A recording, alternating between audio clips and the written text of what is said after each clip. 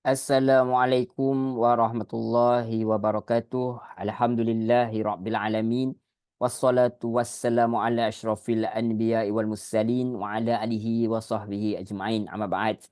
Assalamualaikum, kaifa halukum jami'an? Atamanna anakum bi khairin wa sihatin wa afiatin. Amin amin insyaallah.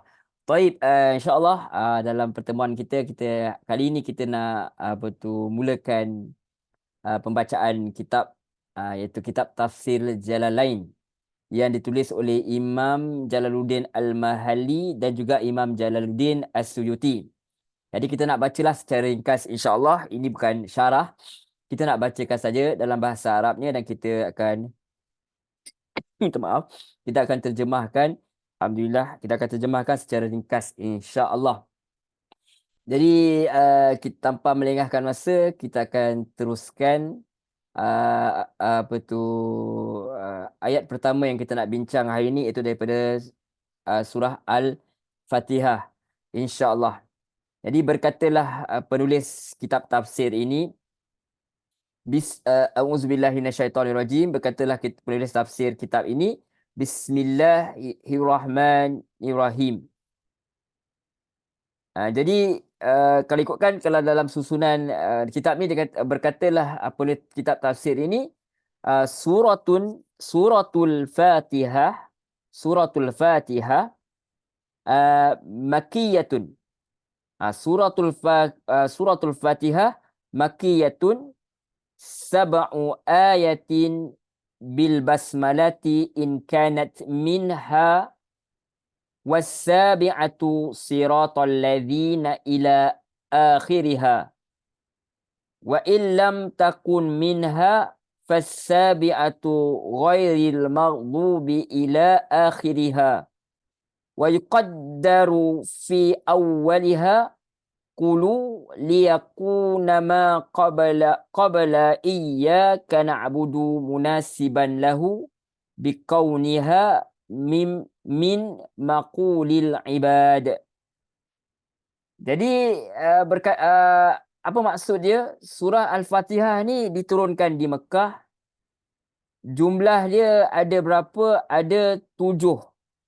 7. Berikut ialah basmalah. Termasuk ialah basmalah.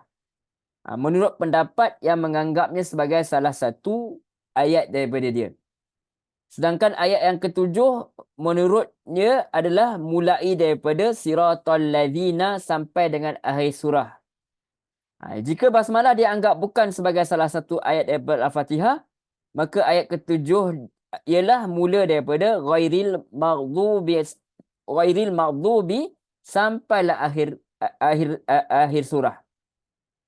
Berdasarkan pandangan ini, maka sebelum ayat yang ketujuh dikatakan dianggap adanya kalimah qulu, supaya ayat yang ketujuh ini maknanya selari dengan ayat-ayat sebelum ayat iyyaka na'budu. Qulu tu maknanya mereka berkatalah.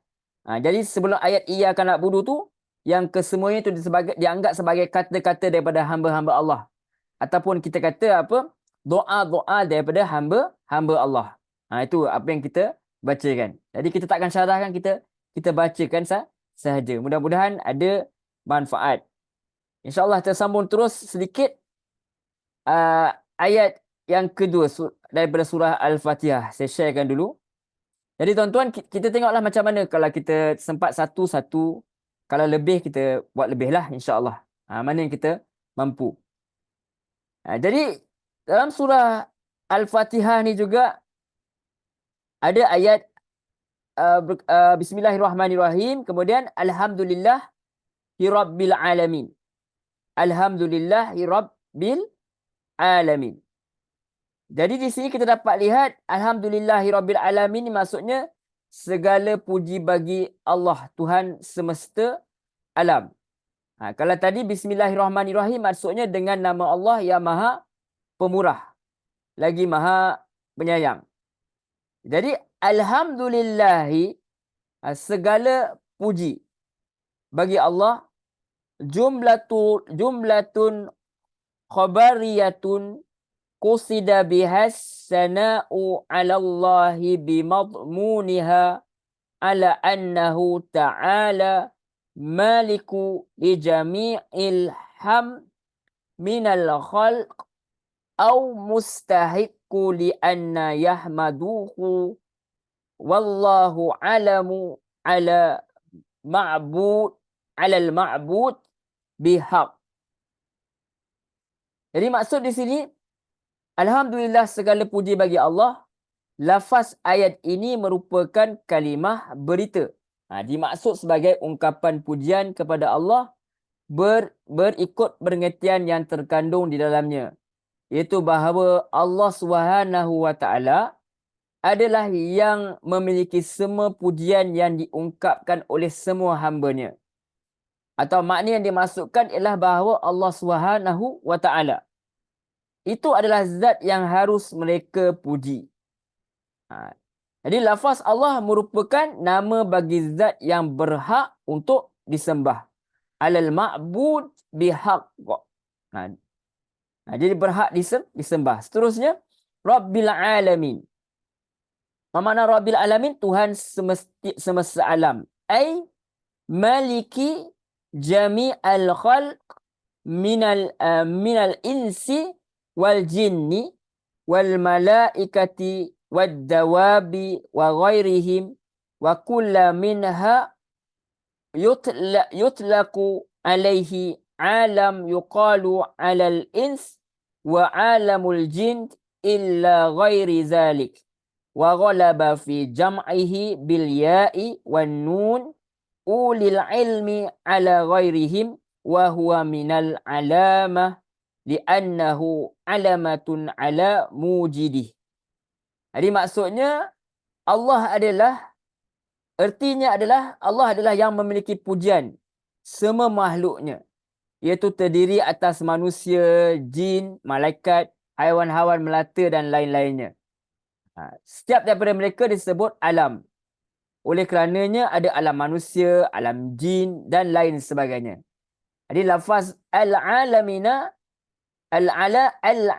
al-alamina bermaksud merupakan bentuk jamak daripada lafaz alam, iaitu dengan menggunakan huruf ya dan huruf nun pada akhirnya secara umum. Jadi alam semesta merupakan alamat, yakni pertanda untuk mengingat dia adalah adanya, pertanda bagi adanya yang menciptakan. Minal alamah li'annahu alamatun ala mujidih. Kepada orang yang menciptakannya, zat yang menciptakannya. Wallahu a'lam. Itu secara ringkas kita terjemahkan. Mudah-mudahan ada manfaatnya. Nanti kita sambung lagi dalam pertemuan yang berikutnya. Bila nak habis, wallahu a'lam, yang penting kita buat ni pertama sebab saya sendiri nak belajar, dan alang-alang saya nak belajar ni kita kongsi sekali lah. Mana yang tersilap, tuan-tuan boleh betulkan. InsyaAllah tuan-tuan boleh betulkan, dan mana yang ambil yang elok-elok lah. Mudah-mudahan kita doakan ada barakahnya daripada Allah SWT dengan apa yang kita buat ni.